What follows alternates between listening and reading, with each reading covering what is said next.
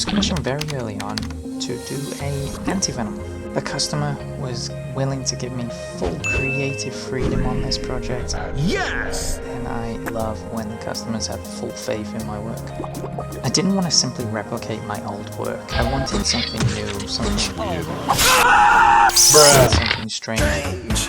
In your neighborhood. We got caught! Things just got out of hand.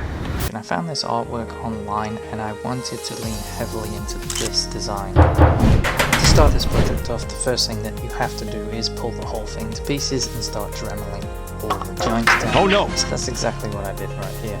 I shaved away all the shoulder area and got right into the inner recesses of the shoulder. It's rough now, but it won't be later. Once you feel like you've got to a point where there won't be any friction points with any of the joints articulating, you hit it with the base layer of the paint or your primer to get a good feel of whether there will be any sort of paint rub. He said it! He said it! As always, I found more, so I had to go in and fix it all up here.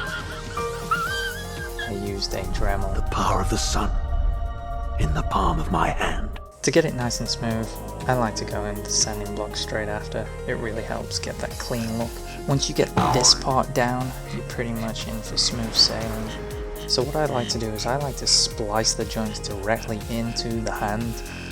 I glued the hands together, I extended the arms to make them look even more creepy, and then I filled it in with black stuff. For the head sculpt, I always use some sort of symbiote head.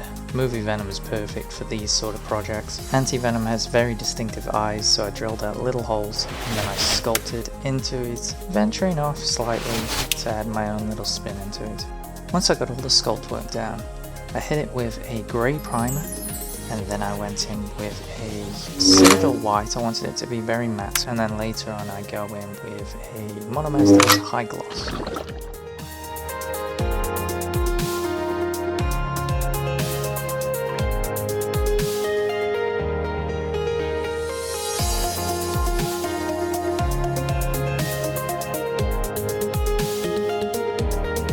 So let's get straight onto the head sculpt. It's over-exaggerated and stylized. It kind of reminds me heavily of Spawn, who doesn't have his mask on for some strange reason.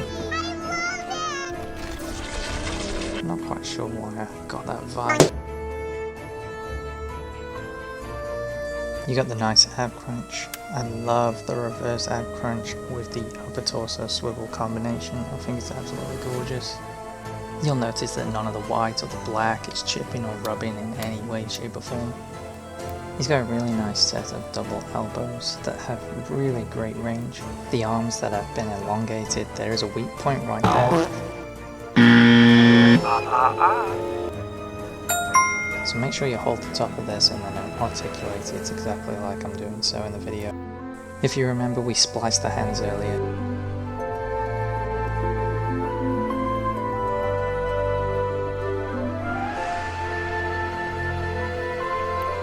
Here's the back of the elbow. You know, there's just that guarantee that I provide each and every time I make a custom, and I just want to show that to you guys. You know, these are the knees articulating, this is the crotch area moving in and out. You can articulate my figures. They will have 100% guarantee that they will not have paint rub. I make it my goal to create a customer quality product. I refuse to do anything less.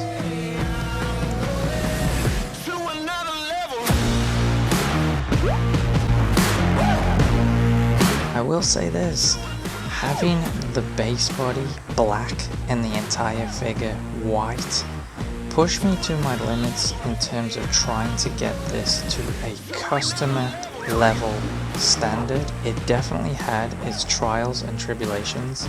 I do appreciate this custom, and it was fun to work on. Anti-Venom is just one of my favorites, if not my favorite symbiote of all time. So if you would, put me a like, subscribe, and make sure you hit that notification bell so you can stay up to date with all my latest videos.